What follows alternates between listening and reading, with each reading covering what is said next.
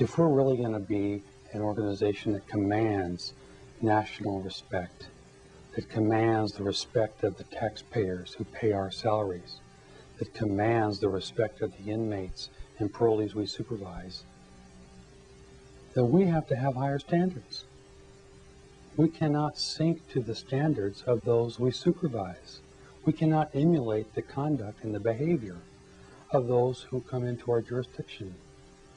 We have to maintain high standards, high values of conduct, of character, and the way we treat one another. I got to tell you, one of the most difficult parts of my job are to review adverse actions where the ultimate penalty, dismissal, has been recommended. And I've been very surprised. I probably sign off about 5 dismissals every week. To think that folks in this department, some of them have a lot of tenure, some of these are managers. It's not limited to just correctional officers. It really makes me sick to think that someone has given their life sometimes, their whole career, to the Department of Corrections. And then because they made a fatal mistake, it was a mistake of dishonesty perhaps, a mistake where they sanctioned something that they shouldn't have done, or maybe they turned the other way. But that many, yeah, I was very surprised.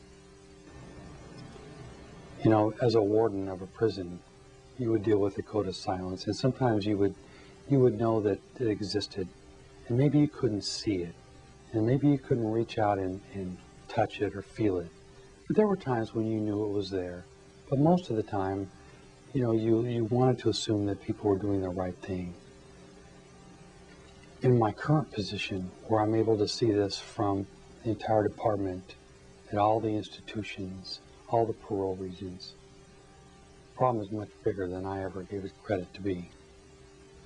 It's alarming, in fact, sometimes how many instances we have of sometimes criminal misconduct.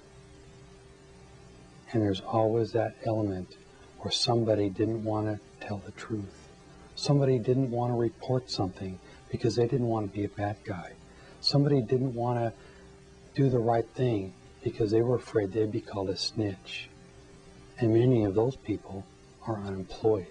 That's the sad part. Most of this was preventable. And all people had to do was do the right thing.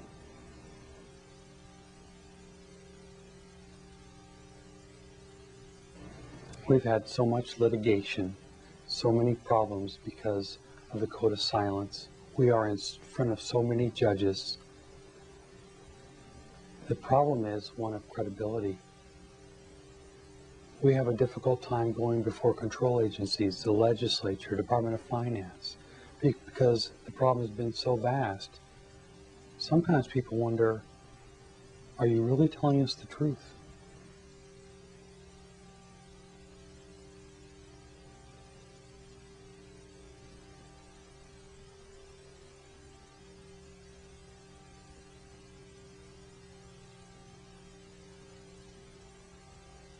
I think there might be many reasons why it happens. I think sometimes we learn this behavior in school. We learn it maybe in the military.